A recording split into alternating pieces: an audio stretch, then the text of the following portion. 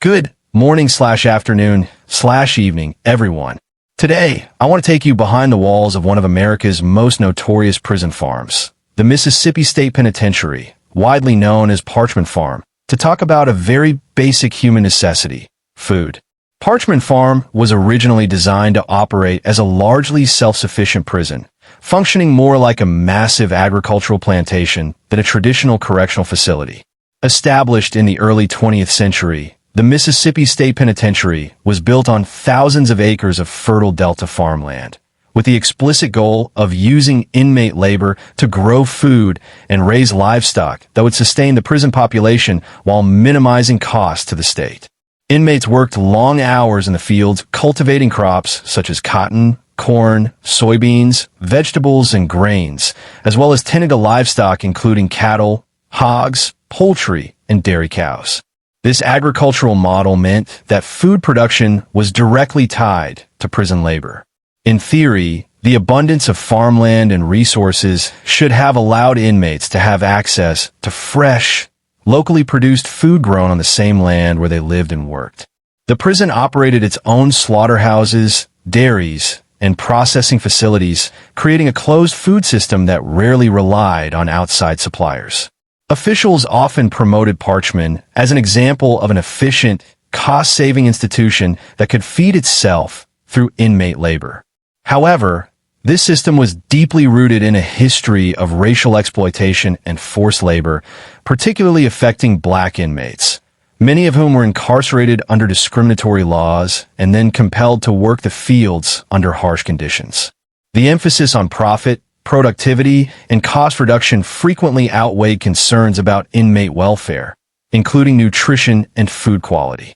While vast amounts of food were produced on prison grounds, decision-making about distribution, portion sizes, and meal quality was controlled by administrators rather than those doing the labor. Over time, the self-sufficiency model became a defining feature of Parchman's identity, shaping not only how food was produced, but also how it was perceived. Food was viewed less as a means of nourishment and dignity and more as a tool of control, discipline, and institutional efficiency. This historical foundation continues to influence discussions about prison food at Parchman today, as the contrast between large-scale agricultural production and the reality of what inmates actually receive on their trays remains a central issue in understanding life inside the facility. The daily meals served to inmates at Parchman Farm have long been described as extremely basic, repetitive, and focused more on meeting minimal caloric requirements than providing balanced or satisfying nutrition. Historical records and first-hand inmate accounts paint a picture of food that is simple in composition and limited in variety, often relying on inexpensive staples that could be prepared in large quantities with minimal cost. Breakfasts were commonly made up of items such as grits, plain biscuits, or cornbread, accompanied by black coffee or coffee substitutes like chicory, with little to no sugar or milk. Molasses was sometimes provided as a cheap sweetener, serving as one of the few sources of flavor in an otherwise bland meal. Lunch and dinner meals were frequently similar, with beans, peas, or lentils forming the core of the plate. These were often boiled for long periods and sometimes mixed with small amounts of fatty meat, such as pork gristle or scraps, primarily to add flavor rather than protein. Cornbread was a consistent staple, used as a filling side that helped stretch portions and keep inmates feeling full for longer periods. Vegetables, when included, were typically overcooked and limited to hardy greens like turnips or collards, which could be grown in large quantities on prison farmland. Another notable aspect of meals at Parchman was the lack of temperature control and freshness. Dinner was often the same meal served at lunch, but eaten cold due to limited reheating facilities and rigid meal schedules. Inmate testimonies have described food arriving lukewarm or completely cold, which further reduced both its palatability and perceived value. The repetitive nature of the menu meant that inmates frequently ate the same meals day after day, sometimes for weeks at a time, leading to food fatigue and decreased appetite. Portion sizes were generally measured to meet institutional guidelines rather than individual needs, leaving many inmates feeling constantly hungry, especially those assigned to physically demanding labor in the fields. While meals technically met minimum dietary standards on paper, the lack of variety, seasoning, and freshness contributed to poor morale and dissatisfaction.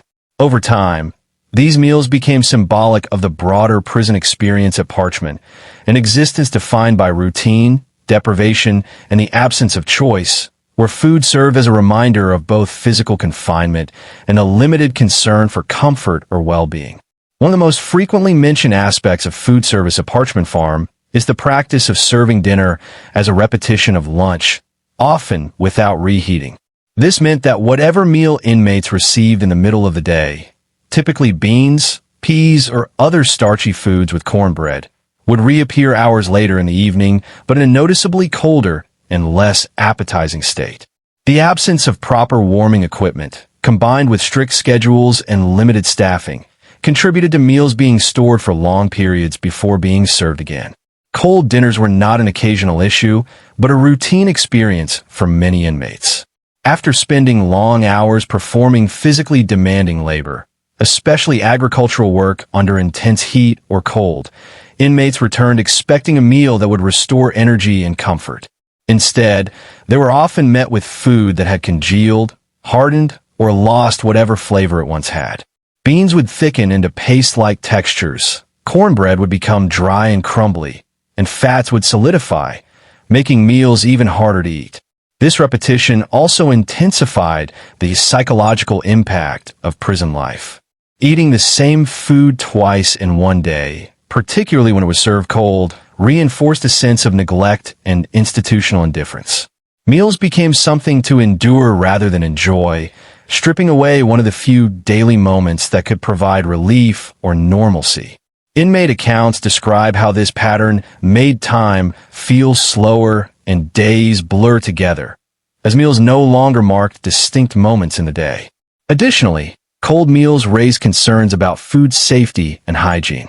Improper storage and temperature control can increase the risk of bacterial growth, yet inmates had little choice but to consume what was served or go hungry. Complaints about cold food were often ignored or dismissed, further emphasizing the lack of agency inmates had over even their most basic needs. Over time, the practice of serving cold, repetitive dinners became emblematic of larger systemic issues within the facility, highlighting how efficiency and cost-cutting were prioritized over nourishment, comfort, and basic human consideration. Agricultural production has long been a central component of daily operations at Parchman Farm, shaping both the physical landscape of the prison and the daily routines of the inmates. Spanning thousands of acres of fertile Mississippi Delta land, the penitentiary operates extensive farming programs that include the cultivation of vegetables, fruits, grains, and row crops, as well as livestock and poultry farming. Crops such as cabbage, turnip greens, collard greens, sweet potatoes, tomatoes, corn, and beans have historically been grown in large quantities, while livestock operations have included cattle, hogs, and chickens. These farming activities were intended to supply food directly to the prison while also generating surplus that could be sold or distributed to other state institutions. Inmates serve as the primary labor force behind this agricultural system. They are assigned to field crews responsible for planting, watering, weeding, harvesting, and transporting crops, often working long hours under demanding weather conditions. Participation in these programs is frequently framed as a form of job training or rehabilitation, teaching agricultural skills and work discipline. However, the reality has often been that inmates perform physically exhausting labor for little or no compensation, with limited choice over whether they participate.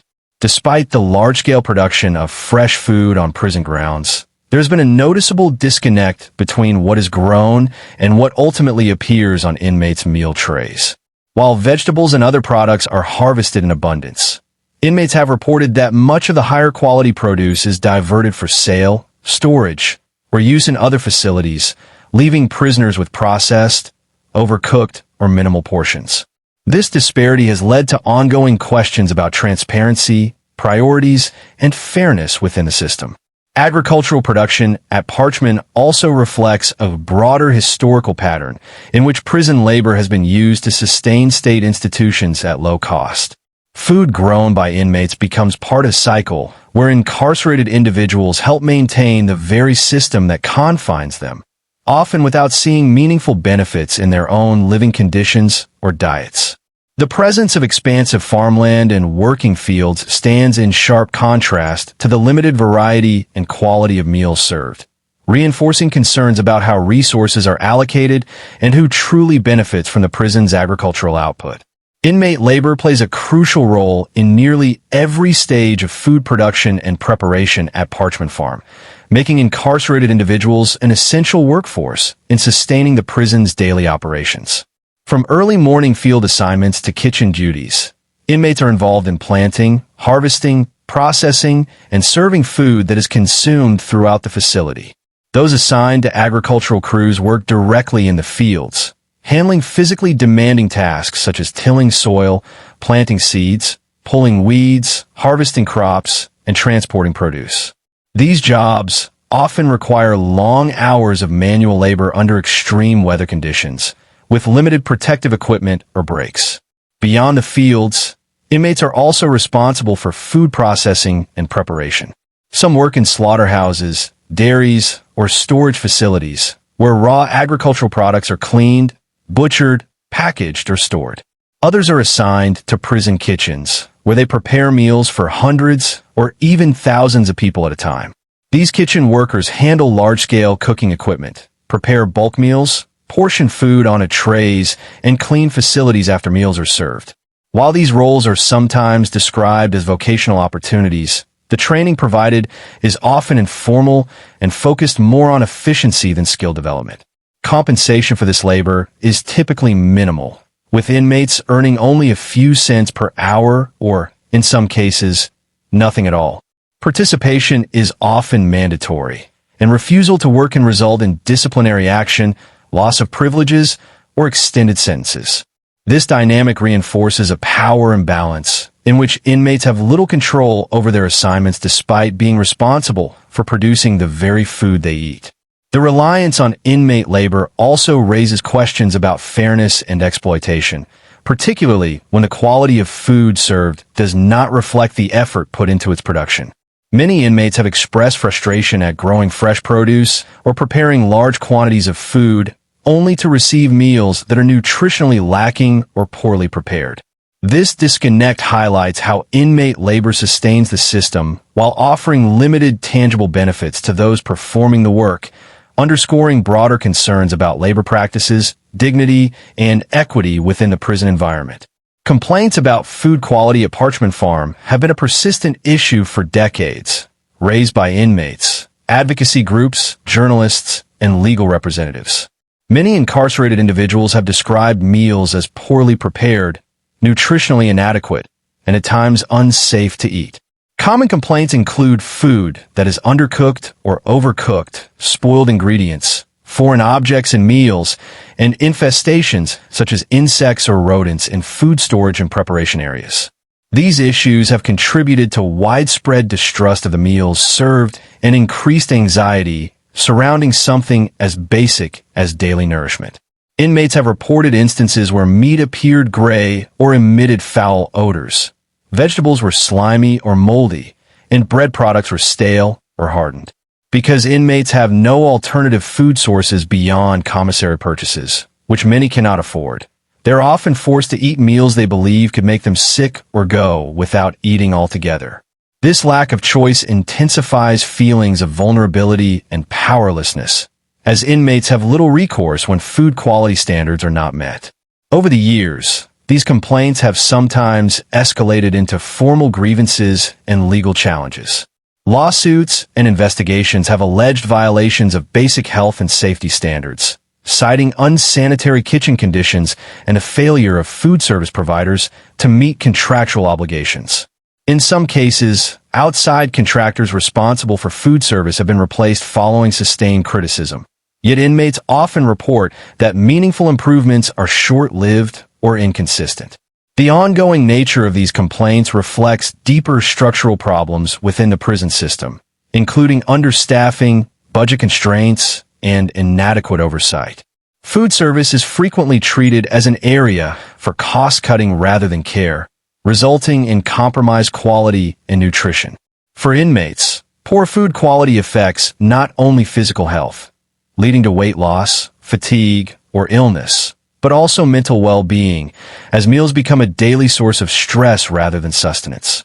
The repeated dismissal or slow response to these concerns reinforces the perception that inmate welfare is a low priority within the institution. Food service at Parchman Farm has often been shaped by contracts with private vendors, a system intended to reduce costs and streamline operations, but one that has repeatedly drawn criticism and controversy. Over the years, Mississippi's prison system has relied on outside companies to manage meal planning, food procurement, and preparation. These contracts typically prioritize cost efficiency, setting strict budget limits on how much can be spent per inmate per day. As a result, food quality, portion size, and nutritional value can suffer when vendors attempt to maximize profit while operating within tight financial constraints.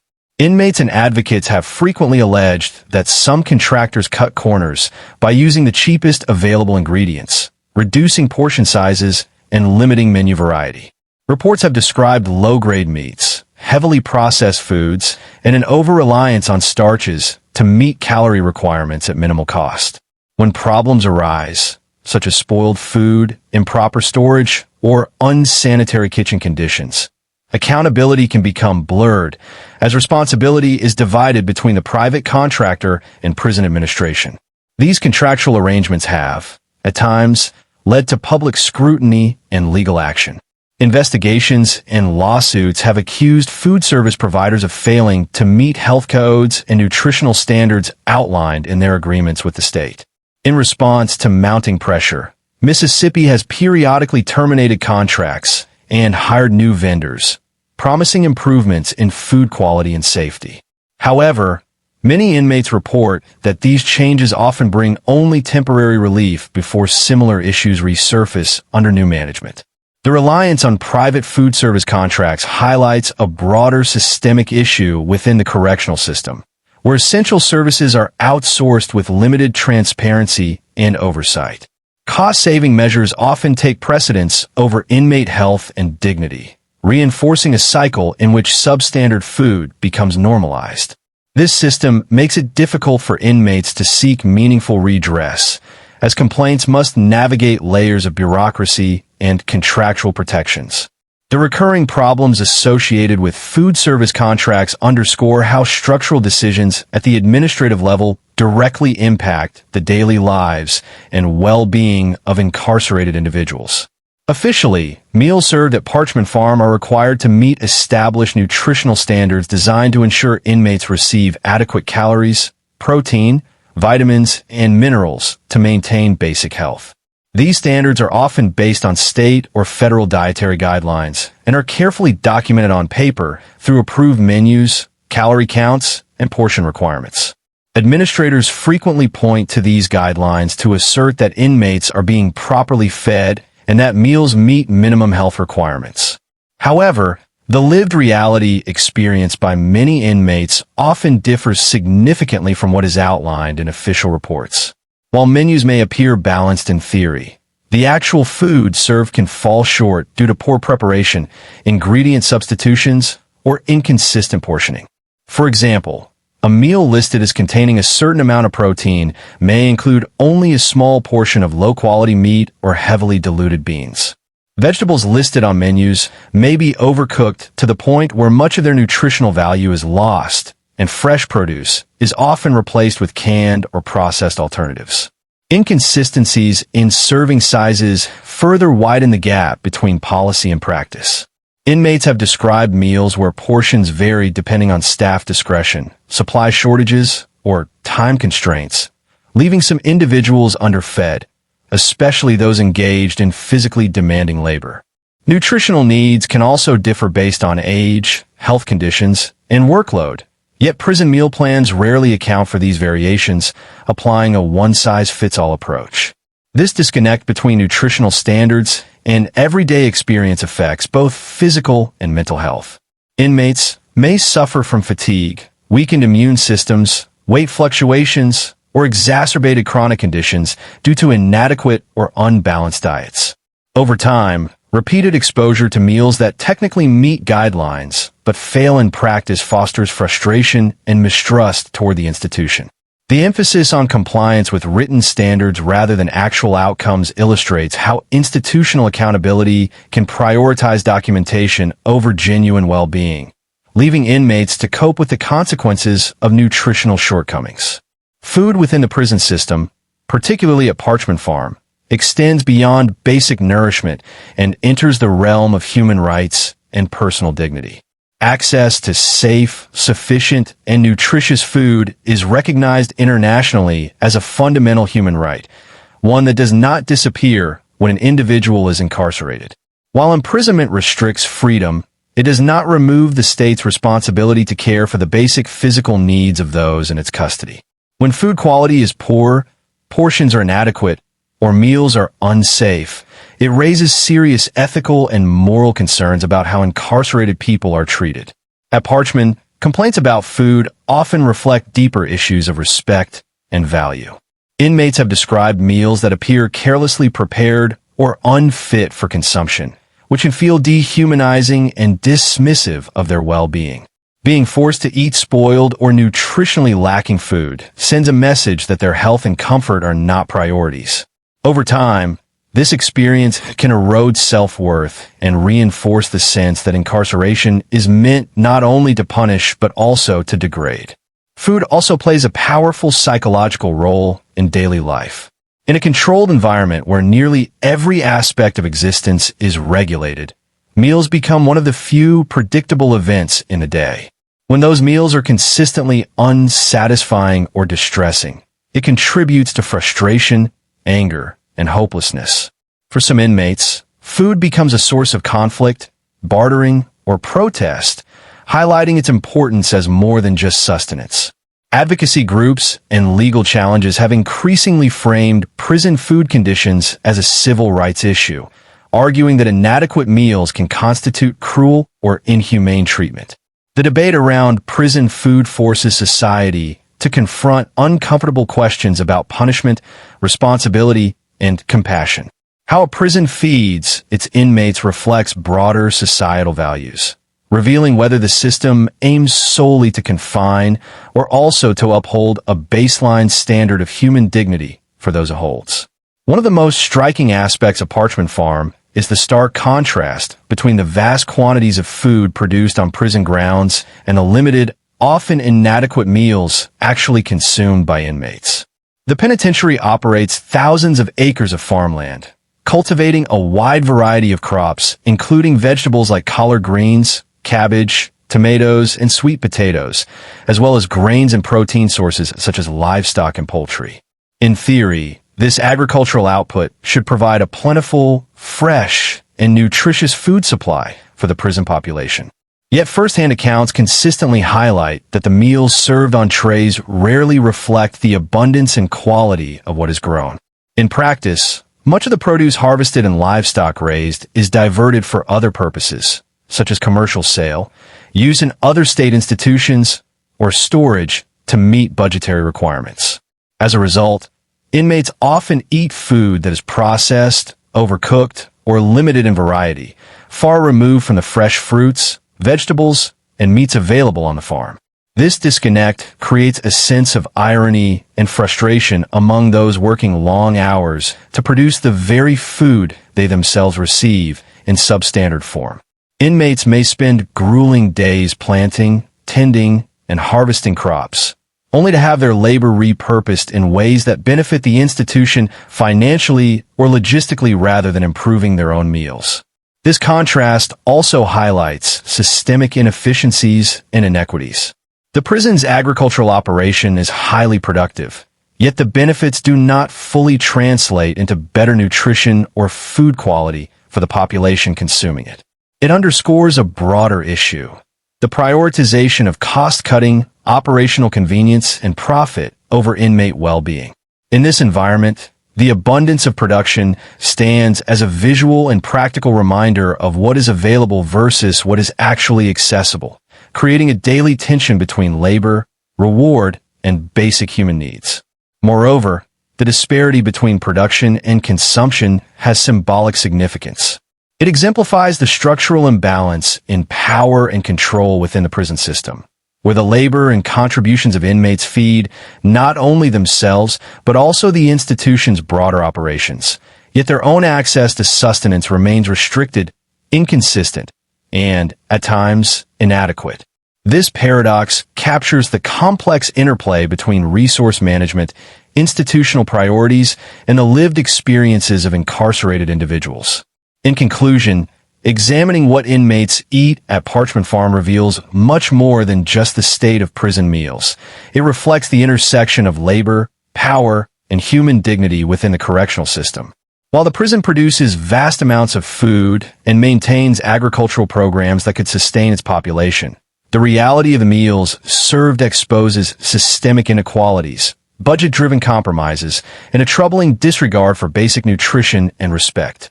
Understanding these conditions challenges us to think critically about how society treats those at confines, reminding us that even behind bars, the right to safe, sufficient, and dignified food should never be overlooked.